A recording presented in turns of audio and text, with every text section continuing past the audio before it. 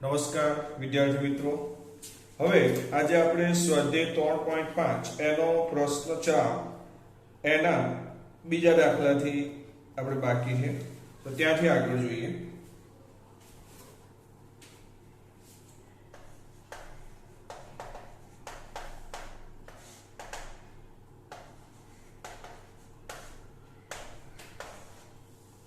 એનો જે બીજો દાખલો છે એમાં એક અપૂર્ણાંકના અંશમાંથી એક બાદ કરવામાં આવે તો નવા અપૂર્ણાંકનું અતિ સંક્ષિપ્ત સ્વરૂપ 1/3 છે અને તે જ અપૂર્ણાંકના છેદમાંથી 8 ઉમેરવામાં આવે તો મળતા અપૂર્ણાંકનું અતિ સંક્ષિપ્ત સ્વરૂપ 1/4 થાય છે. તો તે અપૂર્ણાંક સ્વરૂપ, તો અહીં આપણે અપૂર્ણાંક ધારી લેવાનો છે. ધારો કે અપૂર્ણાંક નો અંશ x અને છેદ y છે, તો એ અપૂર્ણાંક થશે x ના છેદમાં y. હવે પહેલી શરત એવી છે કે શરત 1 માં એવું કહે છે કે એક અપૂર્ણાંકના અંશમાંથી એક બાદ કરવામાં આવે તો ઉપર અંશ છે એમાંથી આપણે એક બાદ કરી નાખીએ તો એ અપૂર્ણાંક આવો થવાનો, તો એનું અતિ સંક્ષિપ્ત સ્વરૂપ 1/3 થાય છે. તો આના બરાબર 1/3 થશે. તો આનો આની સાથે ગુણાકાર, આનો આની સાથે ગુણાકાર માટે 3x - 3 બરાબર y માટે 3x y ને આ બાજુ લઈ લઈએ તો -y બરાબર 3 ને આ બાજુ લઈ લઈએ તો પરિણામ નંબર 1. તો આપણું સમીકરણ 1 થયું. હવે બીજી શરત વાંચીએ. અપૂર્ણાંકના છેદમાં 8 ઉમેરવામાં આવે. હવે આપણે છેદમાં કેટલા ઉમેરવાના છે? 8 ઉમેરવાના છે. તો બીજી શરત પ્રમાણે આ રીતનું સમીકરણ બનશે. તો એનું અતિ સંક્ષિપ્ત સ્વરૂપ 1/4 થાય છે. તો આનો આની સાથે ગુણાકાર થશે 4x, આનો આની સાથે ગુણાકાર થશે y + 8. તો એક સાથે ગુણાયેલા આ લેવાનું છે. તો 4x y ને આ બાજુ લાવો તો -y બરાબર 8. આ થશે સમીકરણ નંબર 2. હવે સમીકરણ નંબર 1 અને સમીકરણ નંબર 2 એનું બેઝિક રીતે આપણે ઉકેલ શોધવાનો છે. હવે બેઝિક રીતમાં આપણે 3 બેઝિક રીત ભણ્યા છે. તો ચોકડી ગુણાકાર છે, પછી આદેશની રીત છે અને ત્રીજી લોપની રીત છે. તો આમાં સરળ રીતે આપણે સમજી શકીએ કે y ને y સરખા છે, તો લોપની રીતે તમે આમાં કરી શકો. તો પૂર્વ પ્રશ્નમાં તમે કોઈ પણ રીતે ઉકેલ શોધી શકો. તો 4x - y બરાબર 8. તો અહીંયા આપણે સમીકરણ 1 માંથી સમીકરણ 2 બાદ કરીએ છીએ. તો બાદ કરવા માટે અહીંયા આપણે માઈનસ મૂકીએ. તો અહીંયા માઈનસ મૂકશો એટલે આ નિશાની પ્લસ થઈ જશે અને આ નિશાની માઈનસ થઈ જશે. તો 3x - 4x, તો 4 મોટું છે એટલે -x, પ્લસ y ને માઈનસ y એટલે 0 બરાબર 3 - 8 મોટું છે એટલે -5. તો -x બરાબર -5. તો x બરાબર 5 થશે. ચાલો x બરાબર 5 આપણે સમીકરણ 1 માં મૂકી દઈએ.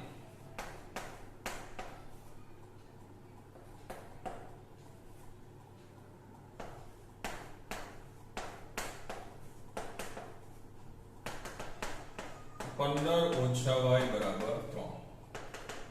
માટે -y બરાબર 3 - 15. માટે -y બરાબર -12.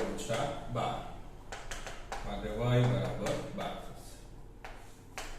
તો સમીકરણ ઉપરથી આપણે x ને y શોધી ગયા. હવે આપણે અપૂર્ણાંકમાં મૂકી દઉં તો આ અપૂર્ણાંક શું થવાનું? 5/12.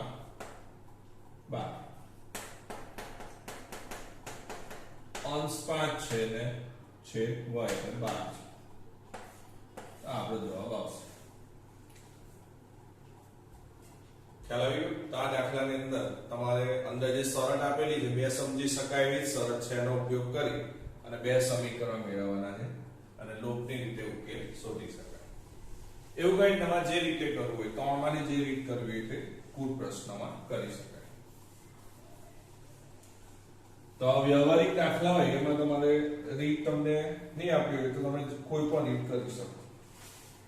ચાલો ત્યાર પછી છે ત્રીજો દાખલો. યશને એક કસોટીમાં 40 ગુણ મળ્યા હતા. તેને પ્રત્યેક સાચા જવાબના 3 ગુણ મળે છે અને પ્રત્યેક ખોટા જવાબ માટે 1 ગુણ કપાય છે. જો પરીક્ષકે દરેક સત્ય જવાબ માટે 4 ગુણ આપ્યા હોત અને દરેક ખોટા જવાબ માટે 2 ગુણ કાપ્યા હોત તો યશને 50 ગુણ મેળવ્યા હોત. તો આ કસોટીમાં કેટલા પ્રશ્ન હતા? ઓકે, યશ જે છે એ પરીક્ષા આપે છે. માનો એમ માની લો કે 100 પ્રશ્ન છે, સવાલ 100 સવાલ છે આખા એમાં. તો એમાંથી એ અડધા સાચા આપે છે અને અડધા જવાબ ખોટા આપે છે. બરાબર? અડધા એટલે આપણે એવું ન માની લે કે 50-50. ધારો કે 70 સાચા છે, 30 કેવા થવાના? ખોટા થવાના. તો અહીંયા આપણે સાચા જવાબ જે છે એની સંખ્યા x ધરી લઈએ અને ખોટા જવાબ જે છે એની સંખ્યા આપણે y ધરી લઈએ. તો આપણને એના જે માર્ક્સ છે એનો ખ્યાલ આવશે.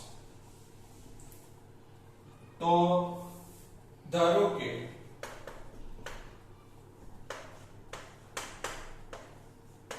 યશ પરીક્ષા આપે છે તેમાં x સાચા જવાબ અને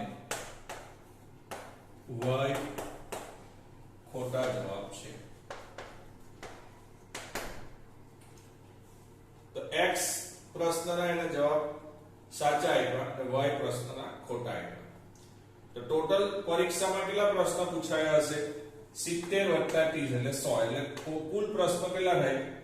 x + y. તો કુલ પ્રશ્નો બરાબર x + y. તો આપણે આ શોધવાનું છે કે કુલ કેટલા કસોટીમાં કેટલા પ્રશ્નો હતા? તો x + y પ્રશ્નો હતા. ચાલો હવે શરત જોતા જાઓ. તો પહેલું એમ કહે છે કે યશને 40 ગુણ મળ્યા છે. કેવી રીતના? તો એને સાચા જવાબના 3 ગુણ મળે છે. ચાલો એને કેટલા સાચા જવાબ લખ્યા? x. તો 3 ગુણ પ્રમાણે ગણીએ તો એને 3x ગુણ મળ્યા હશે અને ખોટા જવાબના 1 ગુણ કપાય છે. તો y ખોટા છે તો 1 ગુણ કપાય એટલે 1y. તો ઓછા 1y કરી નાખો. તો આ 3x જે છે એને સાચા જવાબ મળ્યા એટલે એના ગુણ, એમાંથી 1y ગુણ બાદ કરી નાખો તો એને કેટલા ગુણ મળે છે? 40 ગુણ મળે છે. તો આ સમીકરણ થશે 3x - y = 40. સમીકરણ નંબર 1.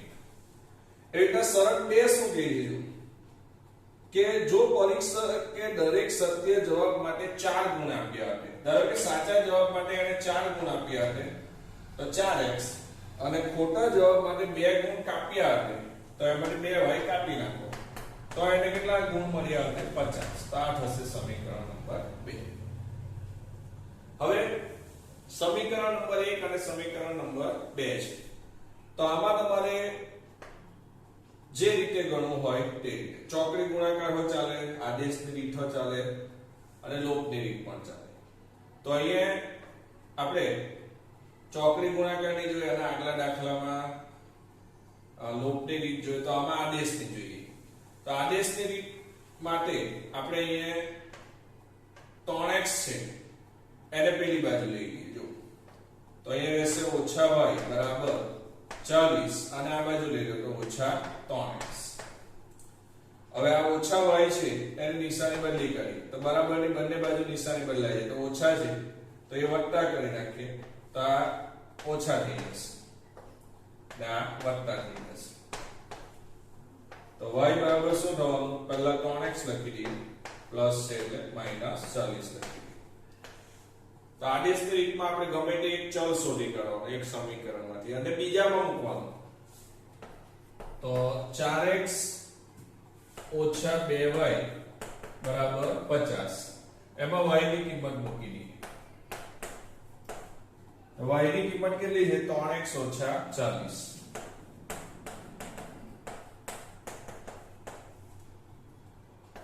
તો 4x ઓછા 6x 3 દુ 6x. હવે ઓછા ઓછા વત્તા થશે. 40 દુ 80 બરાબર 50. તો -2x બરાબર 50 માઈનસ 80. માટે -2x બરાબર -30. માટે 2x બરાબર 30. માટે x બરાબર 30 ના છેદમાં 2. માટે x બરાબર 15. x કેટલો આવશે? 15 આવશે. હવે x ની કિંમત આમાં મૂકી દઈએ એટલે y મળી જાય. તો y ની કિંમત આપણને ખબર જ છે. તો y બરાબર 3. x ની કિંમત 15 છે ઓછા 40. તો 15 40 45 માઈનસ 40. તો 5 આવશે. તો સાચા જવાબ કેટલા? 15 ને ખોટા જવાબ 5. તો કુલ પ્રશ્ન કેટલા થશે? x વત્તા y એટલે તો કુલ પ્રશ્નો બરાબર 15 વત્તા 5 તો 20 જવાબ આવશે. તો પરીક્ષામાં કુલ કેટલા પ્રશ્નો પૂછાયા હશે? 20 પ્રશ્નો પૂછાયા હશે. તો આ રીતના આપણે આ ગણતરી કરવાની છે. તો અહીંયા એક આદેશની રીત પણ તમને સમજાય. ત્રણ રીત આપણે વારાફરતી લઈએ છીએ. ચાલો હવે ચોથો દાખલો લઈએ. ચોથો દાખલો ખાસ તમારે સમજવાનો છે કારણ કે એમાં થોડીક ફિઝિક્સ ની વાત કરેલી છે. ધોરીમાર્ગ પર સ્થાન A અને સ્થાન B એકબીજાથી 100 કિલોમીટર દૂર છે. એમ માનો કે ધોરીમાર્ગ એટલે આપણે હાઈવે જેને કહીએ. તો A અને B આની વચ્ચેનું અંતર કેટલું છે? 100 કિલોમીટર.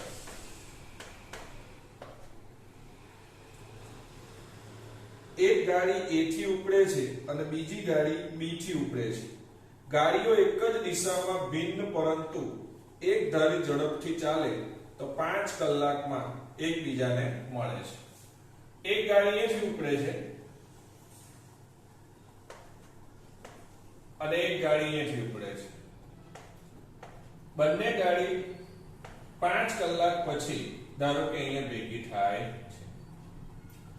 તો સ્વાભાવિક છે કે આ ગાડીનું અંતર વધારે છે એટલે એ જે છે એની ઝડપ કેવી હશે? વધારે. તો ધારો કે આપણે એ ગાડી જે છે એ ગાડી એ સ્થાનેથી ઉપરથી ગાડી છે એની ઝડપ ધારી લઈએ x કિલોમીટર પ્રતિ કલાક અને b ગાડી આ b સ્થાનેથી ઉપરથી જે ગાડી છે એની ઝડપ ધારી લઈએ y કિલોમીટર પ્રતિ કલાક. તો કોની ઝડપ વધારે હોવાની? એ સ્થાનેથી ઉપડે તેની. તો x અને y માં કોણ વધારે હોવાનું? x. તો x ગ્રેટર ધેન y થાય. તો પહેલા આ વાત તમને ખાસ સમજ પડવી જોઈએ. ઓકે, આ જગ્યાએ ધારો કે બંને ગાડી ભેગી થાય છે તો એ સ્થાનને આપણે ધારો કે c નામ આપી દઈએ છીએ. તો a થી c આટલું અંતર જે પહેલી ગાડી છે એ કાપે છે.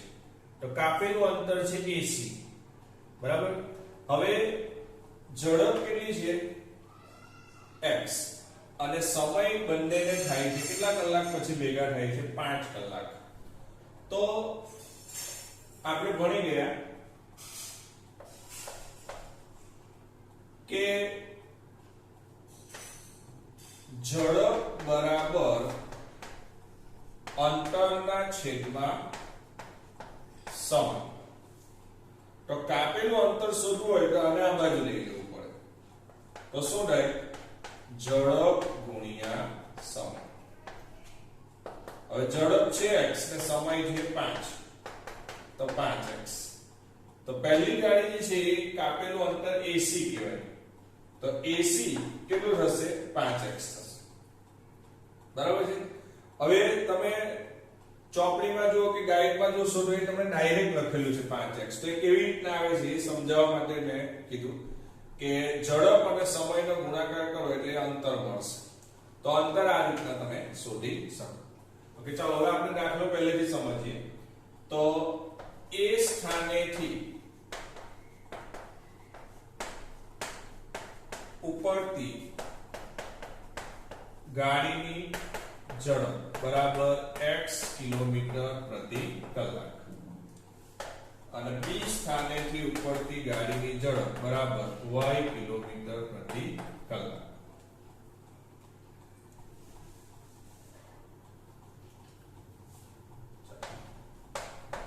બંને એક જ દિશામાં 5 કલાક પછી સી બિંદુએ મળે છે.